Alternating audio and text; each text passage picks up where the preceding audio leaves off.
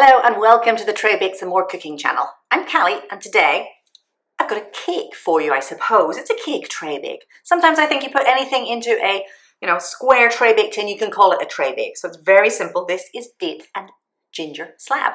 I don't know why it's called slab. Date and ginger tray bake, date and ginger cake, something like that.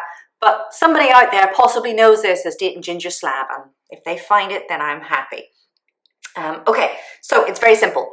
You're melting, you're mixing wet ingredients, dry ingredients into a tin, into the oven, and that is that. It is rich, it is dark, it is beautifully spiced with some ground ginger in there. Be generous with your ginger measurements as well. I always add a little bit extra. You can make it as sort of chewy as you want by leaving bigger chunks of date in there or chop your date quite small. Anyway, here we go. Very straightforward. Another simple one, date and ginger slab. Let's get baking. Okay, before we get baking, a little bit of preparation as usual, because this is a baked tray bake. It's essentially a cake, but we're going to cut it up into squares, so there, it's a tray bake. So I'm preheating my oven to 350 degrees Fahrenheit, that's 180 degrees centigrade, and I have lined my tray bake tin as usual. My 20 centimetre square tin, bit of baking parchment in that, that's sitting off, ready and waiting for this to come into it. So this date and ginger slab, a cake style tray bake. It's very simple. It's just a mix of wet and dry ingredients. There's no creaming, there's no folding, there's nothing fancy in this. All I've got in my saucepan that I'm going to melt over a gentle heat is butter. I have a little bit of water. I have sugar. I have some chopped dates, roughly chopped. You want some bits of date through this as well to make it a little bit, bit of texture. And then I have molasses. If you can get hold of black treacle, then use black treacle. Molasses is much easier for me to come by here in the States. Black treacle, I would have to go to like a specialty import store to get hold of that. And there's not a huge difference taste-wise in it. I've done a taste test comparison when I made some treacle scones in the past. I made some with molasses and I made some with black treacle. They were very similar. The treacle's maybe a little bit sweeter, but there's not a huge difference there. Not enough to make a difference for this tray bake. So, as I said, melt this. You're not looking to boil it, you're not looking to simmer it, you just want to melt the butter, incorporate all the ingredients.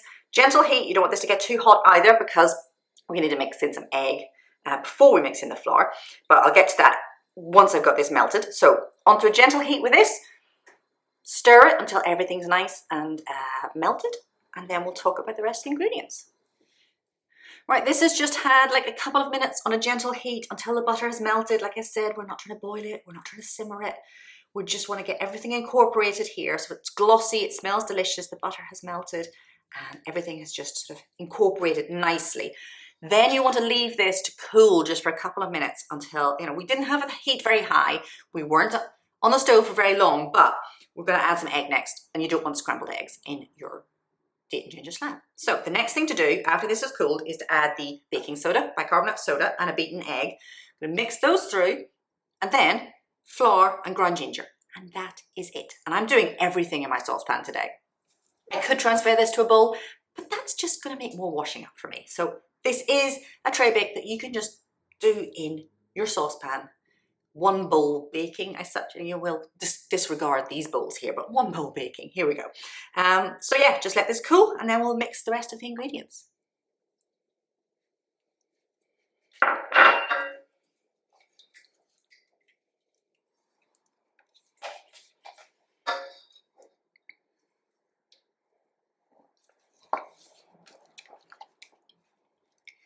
So there you go.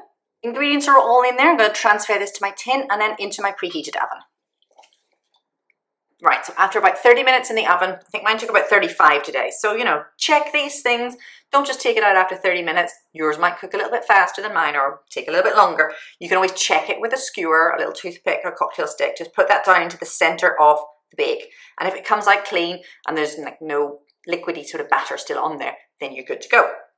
So take it out of the oven, set it somewhere to cool, leave it to cool in the tin, and then just take it out, slice it up into little squares or whatever sort of shapes or slices that you want, and there you have it. Date and ginger slab, another really easy bake. So keep an eye out for more recipes. Subscribe to my channel, tell your family and friends, and I'll see you again soon on Traybakes and More.